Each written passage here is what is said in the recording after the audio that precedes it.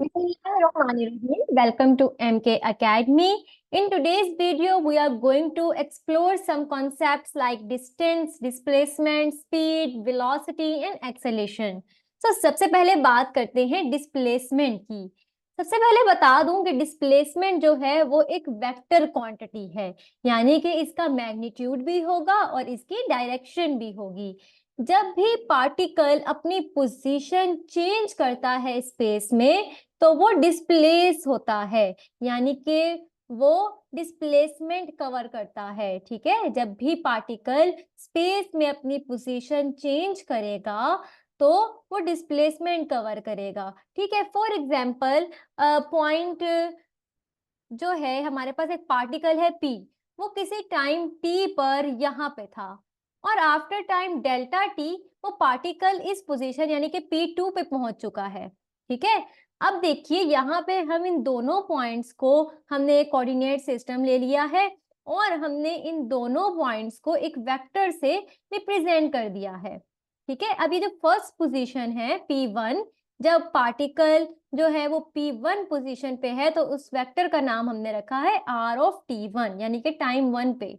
After time delta T यानी कि time T2 पे, सेकेंड टाइम पे हमारे पास जो पोजीशन है वो P2 है।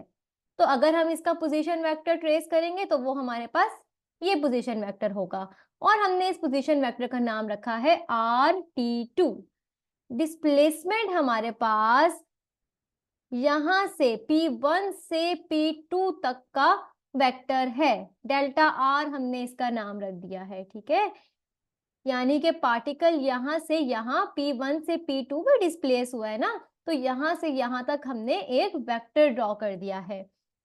और अगर आप वेक्टर एडिशन देखें तो ये हमारे पास जो है वो रिजल्टेंट वेक्टर है, क्योंकि यहाँ पे दो टेल्स और दो हेड कंसाइड कर रहे हैं, तो ये हमारे पास रिजल्टेंट वेक्टर होगा RT2। इसका मतलब R ऑफ T2 बराबर है R of T1 plus delta R के।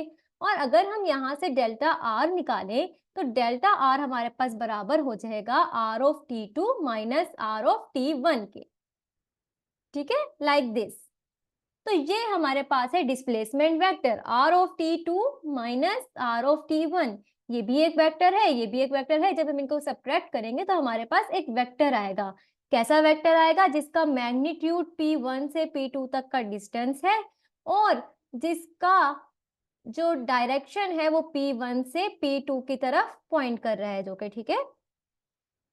ओके, अब हम बात करते हैं, यहाँ पे देखिए कि डिस्टेंस और डिस्प्लेसमेंट में क्या डिफरेंस है। मेरे पास एक बटरफ्लाई है और एक बी है।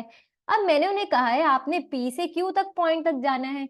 अब बटरफ्लाई क्या करती है, वो यहाँ से घूम घूम घूम के क्यू तक पहुंचती है और पी क्या करता है, सॉरी बी क्या करती है, बी स्ट्रेट फॉरवर्डली यहाँ पहुंच जाती है क्यू तक।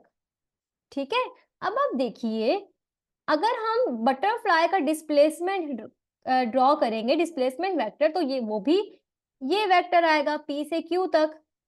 और अगर मैं B का वेक्टर ड्रॉ करूंगी तो वो भी यही वेक्टर आएगा। हालांकि बटरफ्लाई ने ज्यादा डिस्टेंस कवर किया है, ज्यादा फासला तय किया है, बी ने कम फासला तय किया है, लेकिन दोनों का डिस्प्लेसमेंट क्या है, बराबर है। ठीक है, दोनों की डायरेक्शन भी सेम है और दोनों की डिस्प्लेसमेंट यानी कि जितना उन्होंने डिस्टेंस डिस्प्लेस किया है वो भी सेम है। तो डिस्प्लेसमेंट हमारे पास shortest distance travel by the object होता है from one point to another point. I hope इस एग्जांपल से आपको बहुत ज्यादा क्लियर हो गया होगा कि डिस्प्लेसमेंट और डिस्टेंस में क्या डिफरेंस है। क्लियर? अब हम बात करते हैं स्पीड और वेलोसिटी की। स्पीड कहते हैं अगर हम डिस्टेंस को डिवाइड कर दें टाइम पे तो वो हमारे पास आ जाती है स्पीड। अगर हम एवरेज स्पीड की बात करें, फॉर एग्जांपल मैं कहती हूँ मेरे पास एक कार है जो कि 45 मिनट्स में 45 मिनट्स में कितना डिस्टेंस कवर कर लेती है। लेट्स से हम कहते हैं वो 45 मिनट्स में 20 मीटर डिस्टेंस कवर करती है। ठीक है, इन 45 मिनट्स वो 20 मीटर डिस्टेंस कवर करती है। अब अगर मैं ये कहती हूँ कि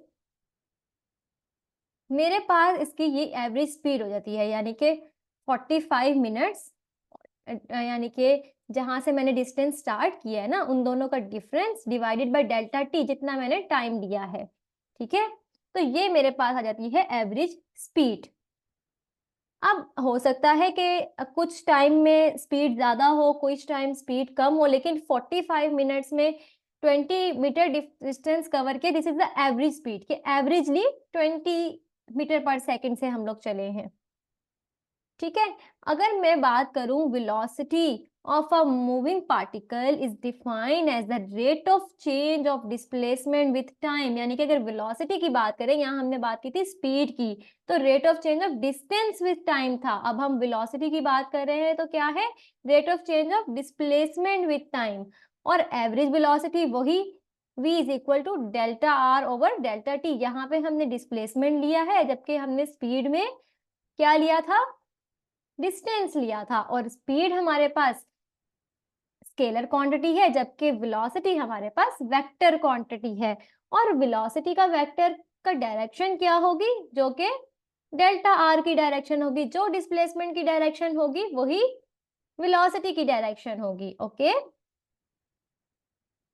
हाँ जी, अब हम देखते हैं इंस्टेंटेनियस वेलोसिटी का कॉन्सेप्ट। ये तो हमने पहले कहा एवरेज वेलोसिटी। अगर हम किसी इंस्टेंट पे वेलोसिटी देखना चाहते हैं, किसी लम्हे पर, ठीक है, तो हम क्या कर सकते हैं, हम डेल्टा टी को जीरो कर सकते हैं। ठीक है, डेल्टा टी को जीरो तो हम नहीं कर सकते, किसी भी दो टाइम के दरमियान हम डिस्टेंस नहीं मालूम कर सकते, क्योंकि टाइम एक कंटिन्यूस चीज है ना। कॉन्टिन्यूटी की वजह से हम डेल्टा टी को जीरो कभी भी नहीं बना सकते। ठीक है, इसमें गैप ही नहीं आता क्योंकि टाइम में। अब हम डेल्टा टी, क्योंकि हमें, अगर फॉर एग्जांपल मैं कहती हूँ अब मैं 0.1 सेकंड पे हूँ, तो मैं 0.2 सेकंड तक का दरमियान का डिस्टेंस नहीं फाइंड कर सकती। They it has infinitely many number of points, ठीक है, इन द रियल लाइन। तो हम क्या करते हैं, ये हमारे पास है एवरेज वेलोसिटी। हम कहते हैं कि इतना छोटा हो जाए टाइम डेल्टा टी, यानी कि टाइम का फासला इतना छोटा हो जाए which is approaches to zero.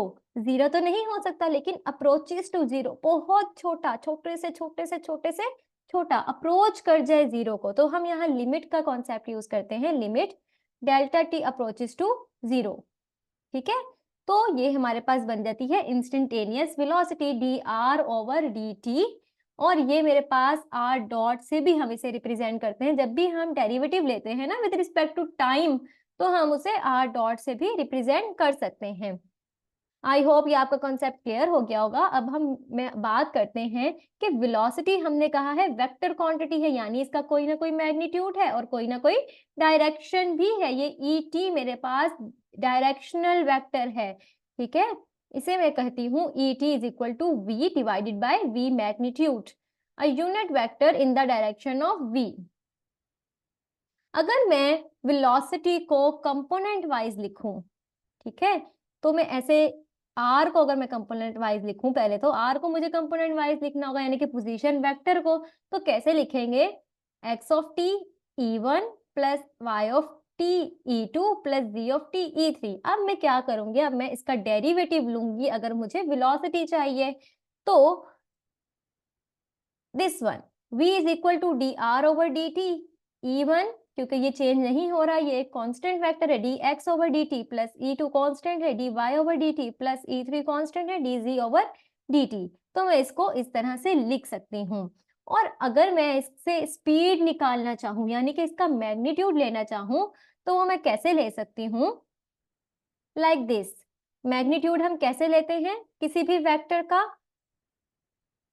Her component का स्क्वायर लेके उन्हें ऐड करते हैं और स्क्वायर रूट ले लेते हैं, या I can say dot product लेते हैं दो वेक्टर्स, वेक्टर का अपने आप से डॉट प्रोडक्ट का स्क्वायर रूट, नॉर्म।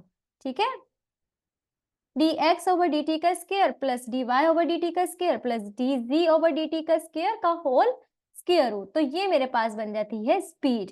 वेलोसिटी अगर हमारे पास वेक्टर हो तो हम उससे स्पीड इस तरह से फाइंड कर सकते हैं।